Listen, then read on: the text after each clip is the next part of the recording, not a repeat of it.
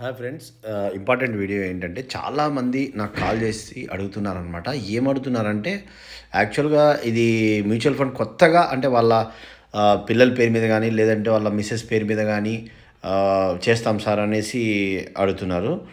అయితే ఇక్కడ ఒక సమస్య ఏంటంటే కేవైసీ ప్రాబ్లం వస్తుంది. ఇప్పుడు కేవైసీ అంటే ఎక్కడ కూడా వాళ్ళు ఇంతవరకు డిమాట్ అకౌంట్ కానీ లేకపోతే ఎలాంటి మ్యూచువల్ ఫండ్ ట్రాన్సాక్షన్స్ కానీ చేయకపోతే కంపల్సరీగా వాళ్ళ పేరు మీద కేవైసీ చేసుకోవాలి. సో పిల్లలైతే మీరు మైనర్స్ అయితే వాళ్ళకి అవసరం లేదు, ఎందుకంటే ఆల్రెడీ నామినేషన్ వచ్చేసి తల్లిదండ్రులు ఉంటారు కాబట్టి పెద్దలు ఎవరైతే ఉన్నారో వాళ్ళు కంపల్సరీ కేవైసీ అనేది కంపల్సరీ చేసుకోవాలి. సో కేవైసీ అనేది మినిమం అంటే 4 to 5 days పడుతుంది.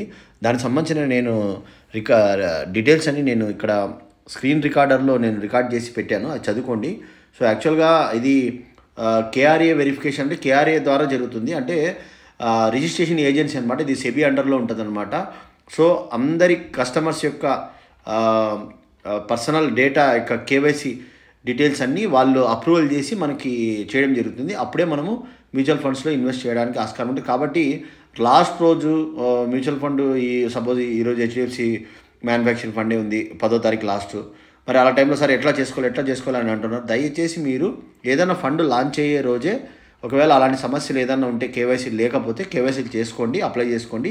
కేవైసీ అనేది మీరు ఎక్కడైనా కానీ మీరు బ్యాంకుకి వెళ్ళినా, మ్యూచువల్ ఫండ్ ఆఫీస్కి వెళ్ళినా, క్యాంప్స్కి వెళ్ళినా, తర్వాత డిమాట్ అకౌంట్ ఉన్నా కూడా మీ కేవైసీ ఆటోమేటిక్గా అప్డేట్ అవుతుంది.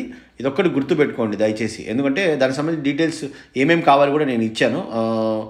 Pan card, Aadhaar, bank passbook అనమాట. బ్యాంక్ డీటెయిల్స్ ఇవ్వాల్సి వస్తుంది. కేవైసీ అయిపోయిందంటే మీకు అది వ్యాలిడేషన్లో ఉంటుంది. ఎప్పుడైనా ఎక్కడైనా కానీ ఏ మ్యూచువల్ ఫండ్ అయినా కూడా మీరు ఇన్వెస్ట్ చేయొచ్చు అనమాట. ఓకే, ఈ విషయం మీకు అప్డేట్ చేయాలని నేను చిన్న వీడియో, ఎందుకంటే చాలామంది ఇబ్బంది పడుతున్నారు, నాకు ఫోన్స్ వస్తున్నాయి. ఈ వీడియో ఉపయోగపడిందని నేను అనుకుంటున్నా. సబ్స్క్రైబ్ చేసుకోండి, లైక్ చేయండి, షేర్ చేయండి. Thank you very much. Bye.